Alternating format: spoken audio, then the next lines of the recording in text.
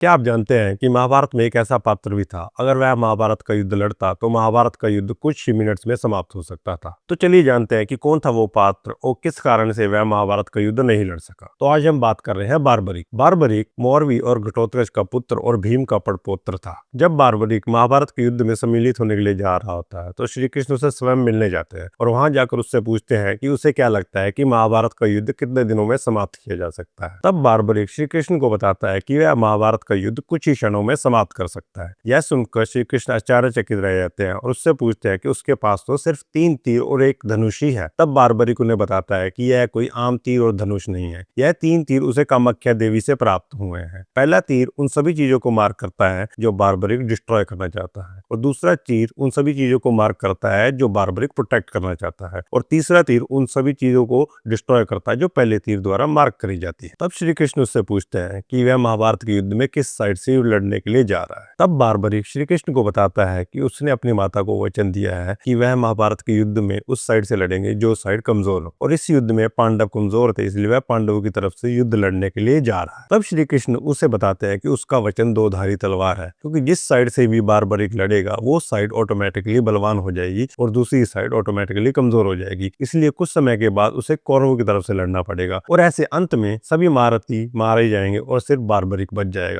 यह सुनकर बारबरिक दुविधा में पड़ जाता है और श्री कृष्ण से इसका उपाय पूछता है। तब श्री कृष्ण उसे बताते हैं कि उसे अपने जीवन का बलिदान देना होगा, और बारबरिक इस बलिदान को हंसी हंसी स्वीकार भी कर लेता है। इसके बाद श्री कृष्ण बारबरिक के शीश को उसके धड़ से अलग कर देते हैं और उसको एक ब्लेसिंग देते हैं कि आने वाले युग में बारबरिक की पूजा की जाएगी, और उसी स्थान को जहाँ आज बारबरिक की पूजा की जाती है उसे हम खाटू श्याम के नाम से जाना जाता है, और बारबरिक को आज करोड़ों लोगों द्वारा पूजा जाता है। अगर आप भी ऐसी हमारी हिस्ट्री के बारे में अन्य फैक्ट्स जानने के लिए इंटरेस्टेड हैं तो आप भी हमारे चैनल को फॉलो और सब्सक्राइब कर सकते हैं।